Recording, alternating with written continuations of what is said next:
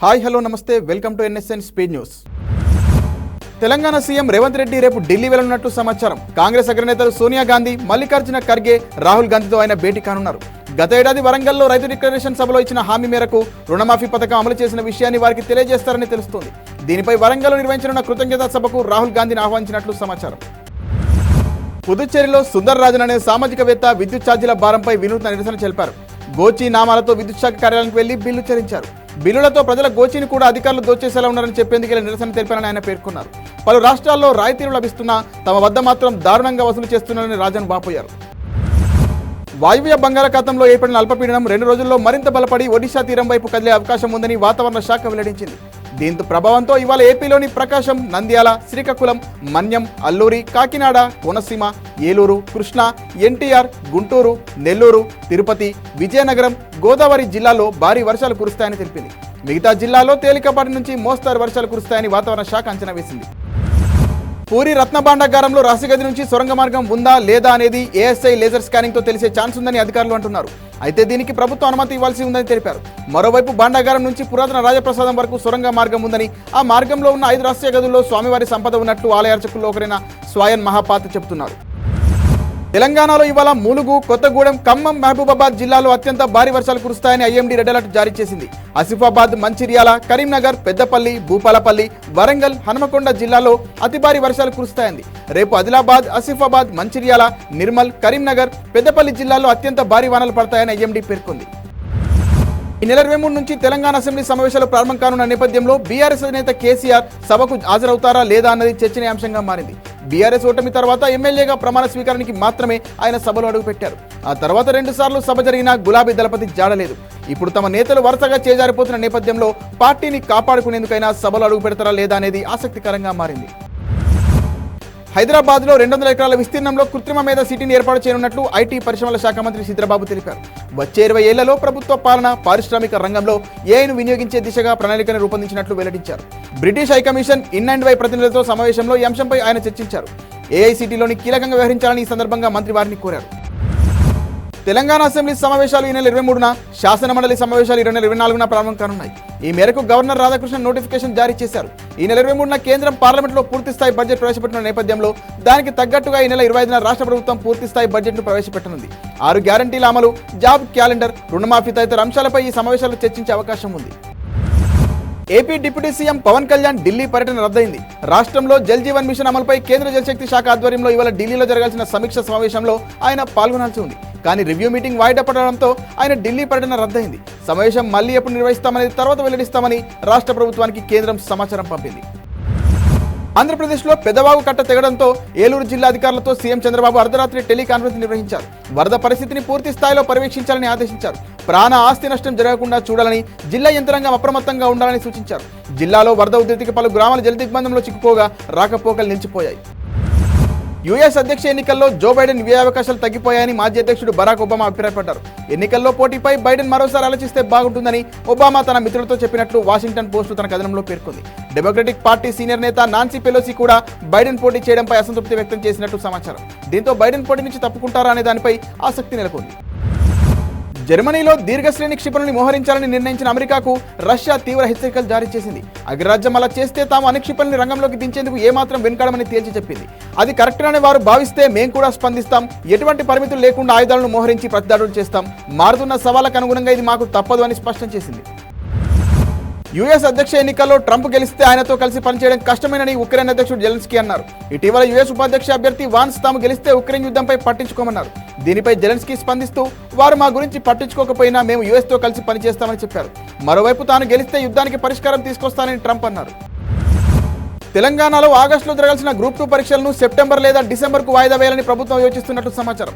DSC పరీక్షలు పూర్తయిన వెంటనే గ్రూప్ 2 ఉండడంతో వాయిదా వేయాలని అభ్యర్థుల డిమాండ్ల నేపథ్యంలో సర్కార్ పునరాలోచన చేస్తున్నట్టు తెలుస్తోంది. మరోవైపు ఎంపీ కిరణ్, ఎమ్మెల్సీ వెంకట్ కూడా అభ్యర్థుల డిమాండ్కు ప్రభుత్వం సానుకూలంగా ఉందని చెప్పారు. దీంతో పరీక్షలు వాయిదా పడే ఛాన్స్ కనిపిస్తోంది. ముస్లిం వివాహాలు, విడాకుల నమోదు చట్టం 1935 రద్దు బిల్లుకు అస్సాం సర్కార్ కేబినెట్ ఆమోద ముద్ర వేసింది. ఈ బిల్లును రాబోయే అసెంబ్లీ వర్షాకాల సమావేశంలో సమర్పించనున్నట్టు తెలుస్తోంది. వాస్తవానికి అస్సాం ముస్లిం వివాహాలు, విడాకుల నమోదు చట్టంను రాష్ట్రంలోని హిమంత బిశ్వశర్మ ప్రభుత్వం ఈ ఏడాది ప్రారంభంలోనే రద్దు చేసింది. తాజాగా జరిగిన కేబినెట్ సమావేశంలో ఆ రద్దు నిర్ణయానికి బలం చేకూర్చే బిల్లుకు ఆమోదం లభించింది. తెలంగాణ రాష్ట్రంలో పలు ప్రాజెక్టులకు వరద ప్రవాహం కొనసాగుతోంది. ఎగువన కురుస్తున్న వర్షాలకు శ్రీరామ్ సాగర్ ప్రాజెక్టులోకి 21,000 క్యూసెక్ల ఇన్ఫ్లో కొనసాగుతోంది. ప్రస్తుత నీటి మట్టం 1065 అడుగులుగా ఉంది. జూరాల ప్రాజెక్టుకు ఇన్ఫ్లో 20,000, అవుట్ఫ్లో 22,877 క్యూసెక్లుగా ఉంది. ప్రస్తుత నీటి నిల్వ 4.951 టీఎంసీలుగా ఉంది. మరోవైపు భద్రాచలం వద్ద గోదావరి ప్రవాహం పెరగడంతో నీటి మట్టం 24 అడుగులకు చేరింది. 8 నెలలుగా వేతనాలు అందక అవస్థ పడుతున్నామన్నారు గ్రామ పంచాయతీల్లో పనిచేసే పారిశుద్ధ కార్మికులు. కుమ్రంభీం జిల్లా బెజ్జూర్ మండల కేంద్రంలోని బస్టాండ్ ఏరియాలో కార్మికులు భిక్షాటన నిర్వహించారు.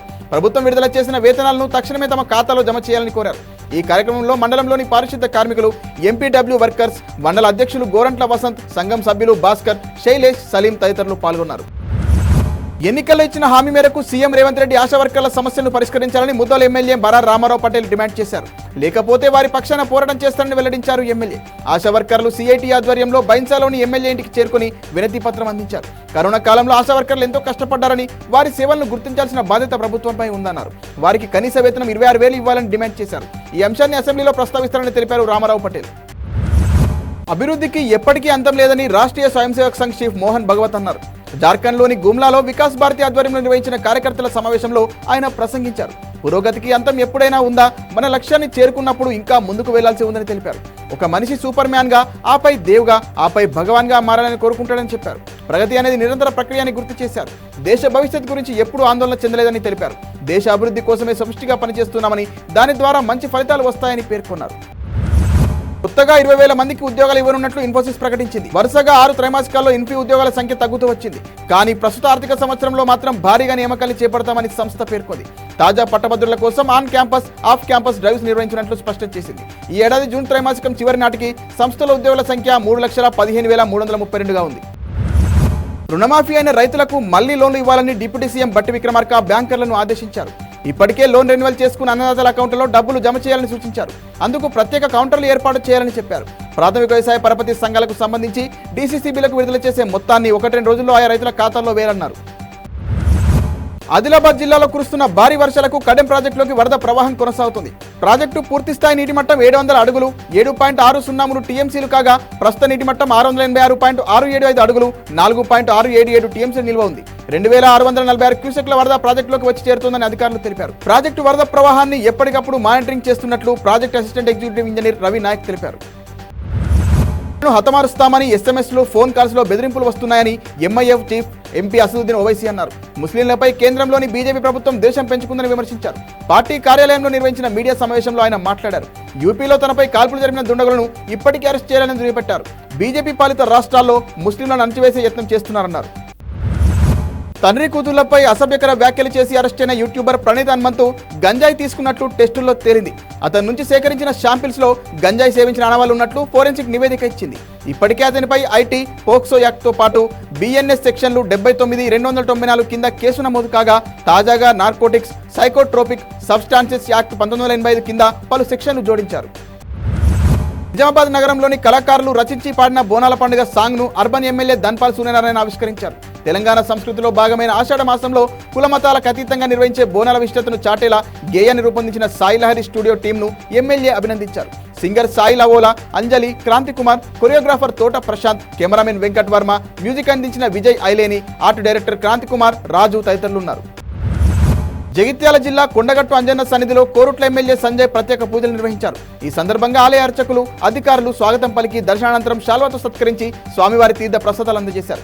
సూపరింటెండెంట్ శ్రీనివాస్ శర్మ పాల్గొన్నారు. అంతకుముందు మెట్పల్లి పట్టణంలోని కూప్ సింగ్ పార్కులో వనమహోత్సవంలో భాగంగా మొక్కలు నాటారు. ఆయన వెంట మాజీ చైర్పర్సన్ రణవేణి సుజాత, కమిషనర్ మోహన్, మాజీ కౌన్సిలర్లు, అధికారులు పాల్గొన్నారు. బాబీ దర్శకత్వంలో నందమూరి బాలకృష్ణ హీరోగా నటిస్తున్న సినిమా షూటింగ్ ఎల్లుండి నుంచి రాజస్థాన్లో జరగనుంది. అక్కడ బాలయ్యతో పాటు ఇతర నటీనటులతో కీలక సన్నివేశాలు, భారీ ఫైట్స్ చిత్రీకరించనున్నట్లు సినీ వర్గాలు తెలిపాయి. ఈ షెడ్యూల్ 4 రోజులు ఉంటుందని పేర్కొన్నాయి. సితారా ఎంటర్టైన్మెంట్స్ బ్యానర్ పై నాగవంశీ, సాయి సౌజన్య నిర్మిస్తున్న ఈ మూవీలో బాబీ డియోల్ విలన్ గా నటిస్తున్నారు. తమన్ సంగీతం అందిస్తున్నారు. మహిళల ఆసియా కప్ 2024లో భాగంగా ఇవాళ భారత్ పాకిస్తాన్ జట్ల మధ్య మ్యాచ్ జరగనుంది. శ్రీలంకలోని దంబుల్లా వేదికగా రాత్రి 7 గంటలకు మ్యాచ్ ప్రారంభమవుతుంది. స్టార్ స్పోర్ట్స్ ఛానల్ తో పాటు హాట్స్టార్ లో వీక్షించవచ్చు. అంతర్జాతీయ మహిళల టీ20లో ఇండియా, పాకిస్తాన్ ఇప్పటివరకు 14 మ్యాచ్ల్లో తలపడగా భారత్ 11, పాకిస్తాన్ 3 విజయాలు సాధించాయి. ఈ టోర్నీ చరిత్రలో ఇప్పటివరకు 8 ఎడిషన్లు జరగగా ఇండియా 7 సార్లు ఛాంపియన్ గా నిలిచింది. మరిన్ని వార్తల సమాహారంతో రేపు మళ్ళీ కలుద్దాం. నమస్తే.